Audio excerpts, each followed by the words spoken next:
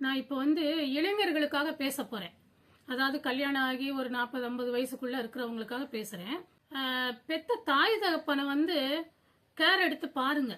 அதாவது நிறைய குடும்பங்கள்ல பார்க்குறேன். தகப்பன் இருக்கிறவங்க தாயை பார்த்துக்கிடுவாங்க. அது ஒரு விதம். நீங்க கவலைப்பட தேவையில்லை.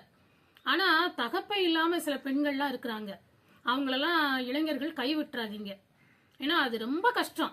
அவங்க உங்களை விட்டா யார் இருக்கா அவங்களுக்கு? நீங்க அப்பப்ப நீங்க லவ் பண்ணுவீங்களோ, கல்யாணம் பண்ணுவீங்களோ, என்ன பண்ணுவீங்களோ பண்ணிக்கோங்க. அது உங்க விருப்பம். அதை யாரும் குற்றம் சொல்லல. ஆனா கல்யாணத்துக்கு முன்னாடியும் சரி, கல்யாணத்துக்கு பின்னாடியும் சரி, பெத்த தாயை கொஞ்சம் கேர் எடுத்து அவங்களுக்கு ஒரு நல்ல புடவை வாங்கி கொடுங்க, நல்ல சாப்பாடு ரெடி பண்ணி கொடுங்க, எங்கேயாவது வெளியில வாங்கி கொடுங்க, வெளியில கூட்டு போங்க, அவங்கள சந்தோஷமா இருக்க வைங்க. என்னைக்குமே அவங்க ஆசீர்வாதம் பிள்ளைங்களை வாழ வைக்கும். அதாவது எங்க பிள்ளைங்க விவேகானந்த ஸ்கூல்ல படிக்கும்போது ஒரு கதை சொல்லுவாங்க, ஸ்கூல்ல சொன்னாங்க அப்படின்ட்டு. அதாவது ஒரு தாய் ஒரு பையன் கொலை பண்ணிட்டான்னு சொல்லி சொன்னது கூட கவலைப்படலையாம். ஆனா அவனை கொண்டு ஜெயில வச்ச உடனே, ஐயோ அங்க போய் என் பையன் எவ்வளவு கஷ்டப்படுவானோன்னு அந்த பாட்டி கவலைப்பட்டாங்களாம். அதுதான் தாயோட மகத்துவம். அதனால நீங்க ஒரு 6 மாசத்துக்கு ஒருக்கா அம்மாவை வெளியில கூட்டு போங்க, அவங்களுக்கு வேணுங்கிறத வாங்கி கொடுங்க.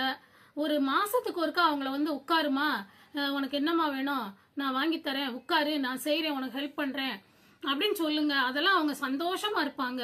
அது உங்களுக்கு ரொம்ப ஒரு நல்ல பாசிட்டிவ் கொடுக்கும். அவங்க வயிற்றுச்செல்லாம் வந்ததுன்னா நல்லா இருக்க முடியாது. அதனால இது நீங்க கடைபிடிச்சுக்கோங்க.